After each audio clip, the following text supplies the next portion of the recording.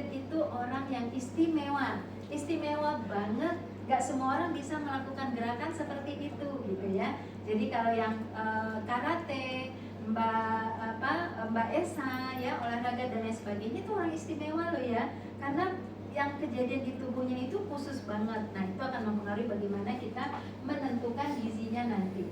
Lalu kita ngebahas tentang otot rangka sampai kemudian metabolisme dari berbagai zat gizi, dan terakhir tentu ditutup dengan studi kasus. Itu kira-kira. Next. Nah, kalau kita lihat respon fisiologis, apa yang bisa kita lihat di berbagai respon fisiologis yang terjadi ketika seseorang melakukan gerak? Yang pertama adalah yang bergerak apa, teman-teman? Otot rangka kan yang bergerak.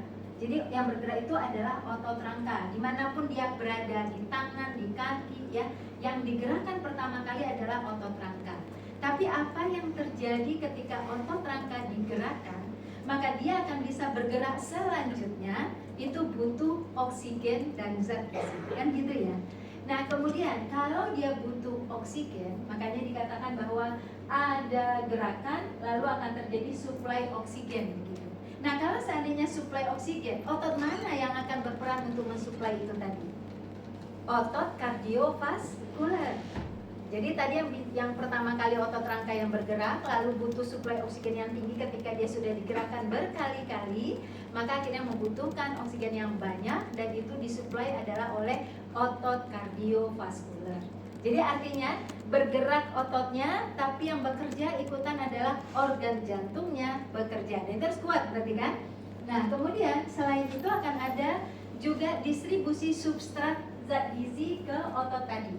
Kalau seandainya substratnya kurang, otot itu nggak bisa berkontraksi lagi. Jadi otot itu akan berhenti pada tingkat kelelahan tertentu. Nah, tingkat kelelahan tertentu ini berbeda setiap atlet itu tadi. Itu yang membedakan performanya, ya kan? Ada yang baru berhenti di tingkat kelelahan yang sudah panjang durasinya, tapi ada yang berhenti di durasi yang pendek. Nah, itu kan yang menentukan adalah seperti apa substrat ini dan oksigen ini sampai ke otot rangka yang digerakkan tadi. Nah kemudian di dalam proses ini terjadi reaksi kimia nanti, di mana zat gizi besar menjadi molekul kecil.